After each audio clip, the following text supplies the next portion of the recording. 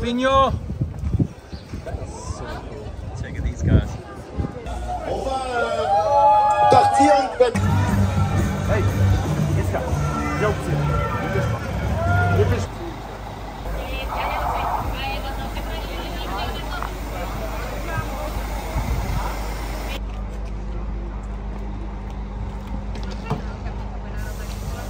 I'm a head of performance, so I'm taking care of the sport side together with the coaches, doctors, sport directors, and having the overview of all the activity around.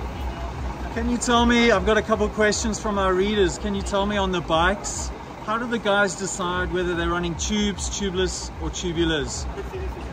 Yeah, at the end, together with Pirelli, we do tests during the winter at the training camps, and then every rider will have some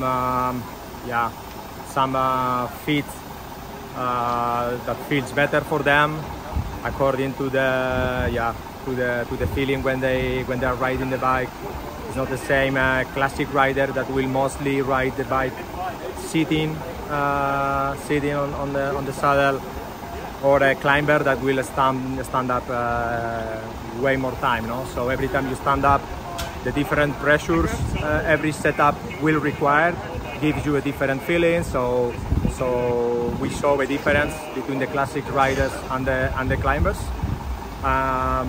Of course, we have the numbers, rolling resistance, everything in the bag to take into account to make decisions. But at the end, the rider has special sensitivity to those little details, and we let them make the pick.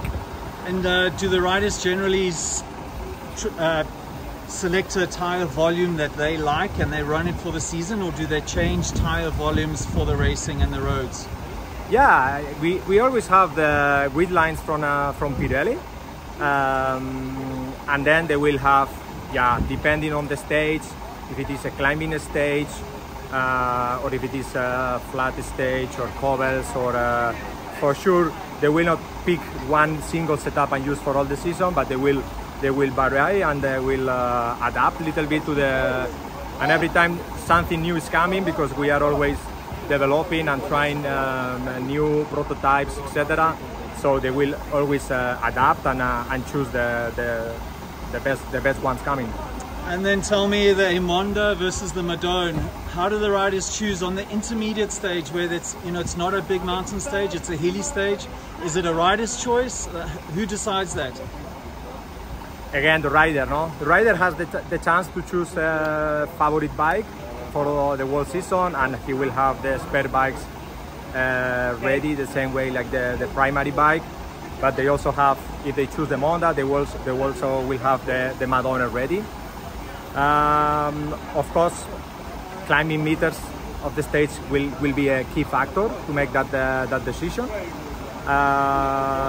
The key moments of the stage will be also a key factor. If the stage will be decided in a climb or in a fast section. But even they will combine them. Like for example, when the brake will be decided in the flat part of the race, they will start with the Madonna. Okay. And later in the stage they will change to the Monda in case it's mountain stage starting with the flat. So this is something we do often, okay. And it works. Okay. Then in the stage, how many team cars are following the race? 2 cars. 2 cars. So we have 2 cars, and they have what we call the rain bags. So are these bags where the riders have all the spare clothing, from shoes to all the spare clothing they need. And both cars, they have this bag. So there are 2 bags. And then how do you decide which bikes go on which car? So the car 1 will stay always with the peloton. Let's say in case someone is doing the GC, will stay always with the leader. The car 2 will go in the brake. So the clothing is the same in both cars, so the rain bag is the same, they don't need to change it. And then when you know the plan is to go in the brake, you will put your primary spare bag on the second car, because you are expecting to go in the brake. If you don't go, then the cars will stop and will switch again the bikes back. And tell me, a bike swap, in-stage bike swap, it must be incredibly stressful when it's not planned, so when it's mechanical. Like, do you guys rehearse that?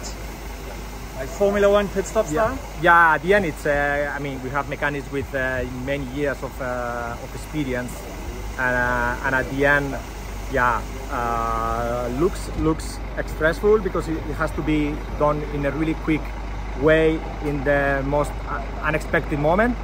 But the mechanics, they have in mind where every bike is, and they have really they are ready to know if we change the wheel or it's a moment to change the bike straight away because it's quicker.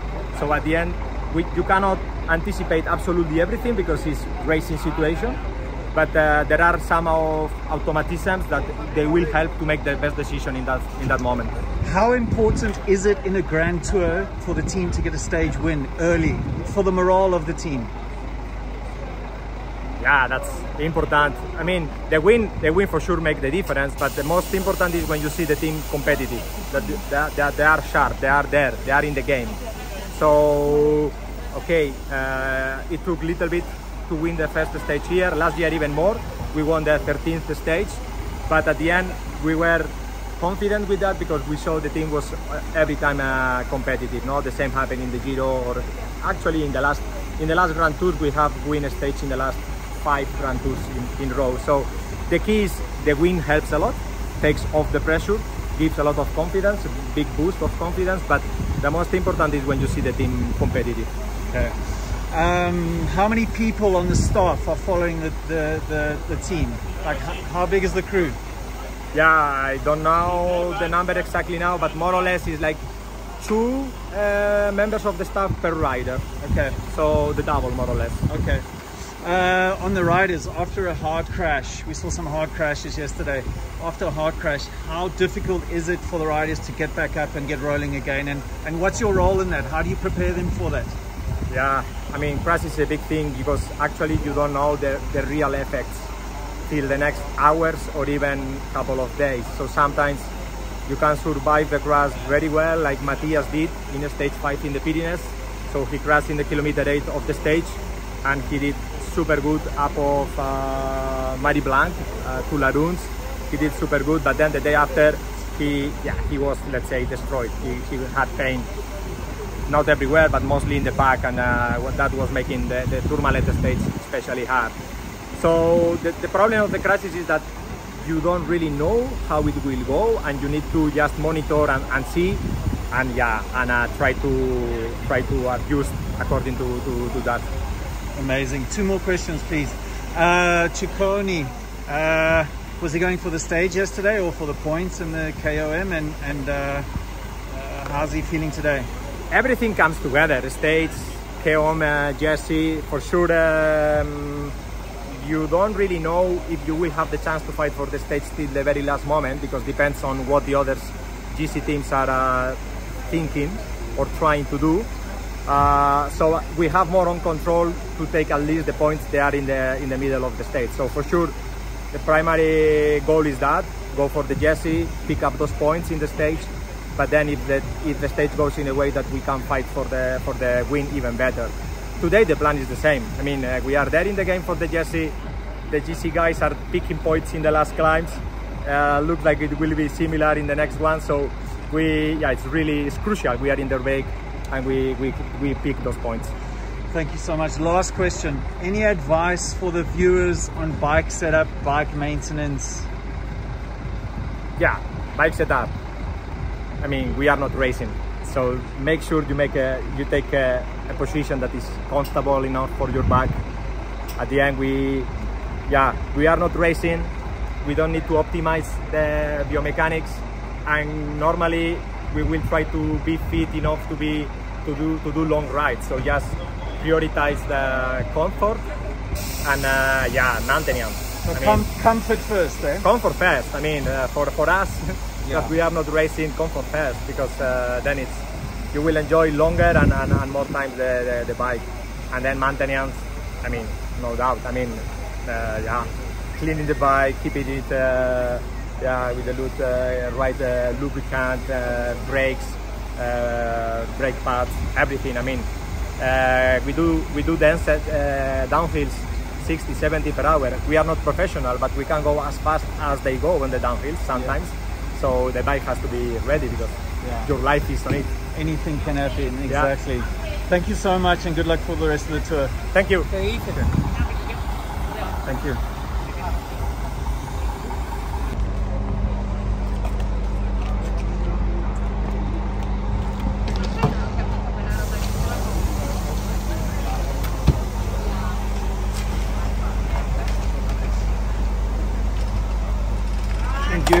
Mats. Enjoy the mountains. Oh, no.